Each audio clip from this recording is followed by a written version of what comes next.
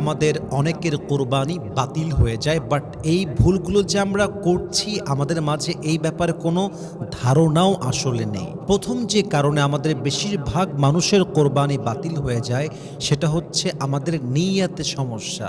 আরে আমার ভাই দিবে, আমি দিব না, কেমন দেখায়। আরে অমুকে দিচ্ছে, আমি না দিলে কেমন দেখায়। আরে অমুকে তো ১০০ কেজির একটা গরু কিনেছে, আমি যদি ২০০ কেজির না কিনি কেমন দেখায়। আমার একটা নাম আছে, ডাক আছে, সুনাম আছে, সবাই আমার পরিবারকে চেনে, আমার বাপকে চেনে।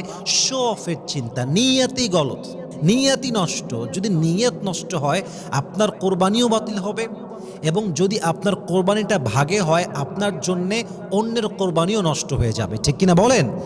নিয়ত ঠিক করতে হবে যে আপনি সেলফি তুলে ফেসবুকে পোস্ট করার জন্য কোরবানি দিচ্ছেন না।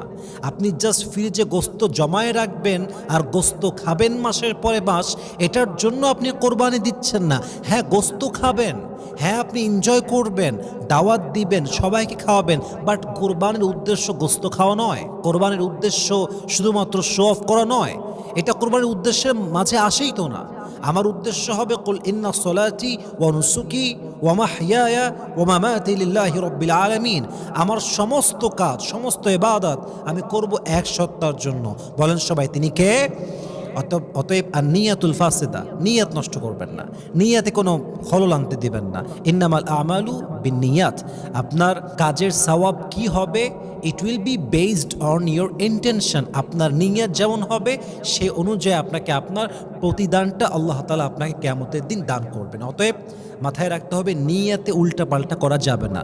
নাম্বার 2, আপনার পশুর মাঝে যদি এমন কোনো আয়েব বা দোষ থাকে যেটা শরীয়তে এমনভাবে উল্লেখ করা হয়েছে যে এই দোষটা থাকলে, এই ফল থাকলে, ত্রুটি থাকলে কোরবানি জায়েজ হবে না। যেমন শিং পরিপূর্ণ ভাঙ্গা, অথবা ন্যাংরা, খোড়া, চোখে দেখতে পায় না। অর্থাৎ এমন পশু যার মাঝে এমন ফল্ট রয়েছে যার দ্বারা কোরবানি দিলে কোরবানিটা বাতিল হয়ে যাবে, এমন পশুর কোরবানি যদি আপনি না বুঝে দেন আপনার কোরবানি কিন্তু বাতিল হবে না। তবে হ্যাঁ, যদি কোনো পশু জন্মগতই এমন হয় যে তার মাথায় শিং নেই, তাহলে এই গরু কোরবানি করলে আপনার কোরবানিটা জায়েজ হবে, এটা আল্লাহর কাছে কবুল হবে। অতএব যখন পশু ক্রয় করছেন, কোন কোন ত্রুটি থাকলে পশুর কোরবানি জায়েজ হয় না, যেমন চোখ অন্ধ হওয়া, ন্যাংরা হওয়া, খোড়া হওয়া, শিং পরিপূর্ণ অর্ধেক ভাঙ্গা হওয়া, যে ফলগুলো থাকলে কোরবানি হয় না, যে ত্রুটি থাকলে কোরবানিটা জায়েজ হয় না, জাস্টিফাই করবেন, পশুকে জাস্টিফাই করে ক্রয় করবেন, তারপরে কোরবানি দিবেন।